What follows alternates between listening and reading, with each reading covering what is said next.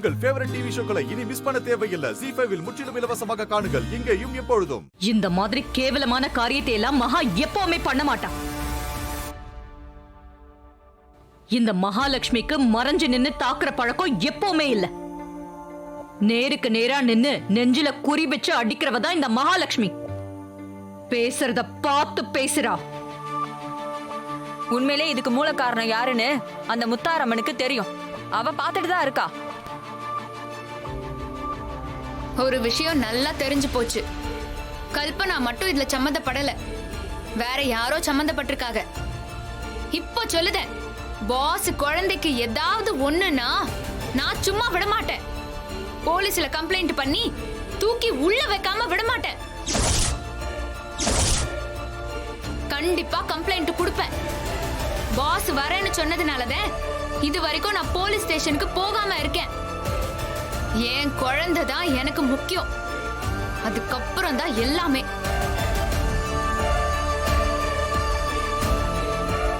சீதாவுக்கு ஒரு அண்ணனா நான் இருப்பேன். சீதாவுக்கோ இல்ல சீதா குழந்தைக்கோ ஏதாவதுன்னா நான் பார்த்துட்டு சும்மா இருக்க மாட்டேன். களத்துல இறங்கிடுவேன். யாரு தப்பு பண்ணியிருந்தாலும் தூக்கி உள்ள வச்சுட்டு தான் மத்த வேலையை நான் பார்ப்பேன். எத்தனை தடவை சொன்னாலும் உனக்கு அறிவே இருக்காதா? எங்க குடும்பத்து பிரச்சனையில நீ எதுக்கு தலையிடுற?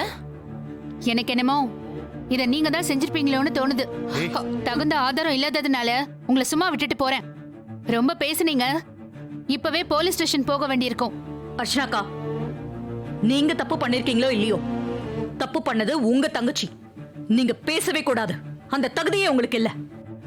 இனிமே இங்க யாரும் சத்தமாவே பேசாதீங்க. எனக்கு பிடிக்காது. புரியுதா? அண்ணா, நாங்க கிளம்புறோம். பாத்துக்கோங்க. மகான்னு எதை சொன்னாலும் தலையாட்டினா இப்படிதான் நடக்கும். சீதா, நான் கிளம்புறேன். கிளம்புறேம்மா. ஏய், நில்லுடி. என்ன சொன்ன? இப்ப என்னடி சொன்ன? மகான்னு இருந்தா இப்படிதான் நடக்குமா? நான் இருக்கும்போது இவ்வளவு தைரியமா பேசிக்கிட்டு இருக்கேன். சத்யா, நீங்க கிளம்புங்க. அண்ணே, நான் தான் இங்க பேசிக்கிட்டு இருக்கேன்ல, நீ பாட்டுக்கு போன்னு சொல்ற. நான் இன்னும் பேசி முடிக்கல. மகா, கல்பனா மட்டும் பண்ணிருந்தாலும் இல்ல அர்ச்சனாவும் சேர்ந்து பண்ணிருந்தாலும், ஏன் சுபாஷும் சேர்ந்து பண்ணிருந்தாலும் உன் மேலையும் தப்பு இருக்கு.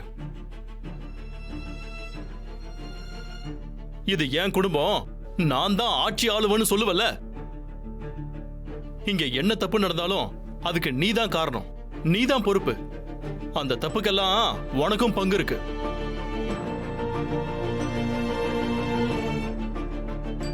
மீரா, சத்யா, நீங்க கிளம்புங்க. அண்ணா, பாத்துக்கோ. வரேன் சீதா. வரேம்மா. வரேன் சீதா. வாங்க. போடி. என்னக்கா இதெல்லாம்? கண்டவங்க எல்லாம் பேசிட்டு போறாங்க.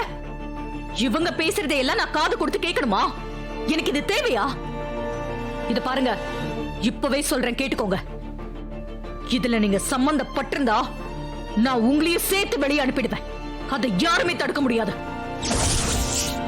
இவங்க மட்டும் இல்ல, வேற யார் தப்பு பண்ணிருந்தாலும் அவங்கள தண்டிக்காம நான் விட மாட்டேன். ZEE5 ஆப்பை டவுன்லோட் செய்து அனைத்து எபிசோடுகளையும் இலவசமாக பாருங்க.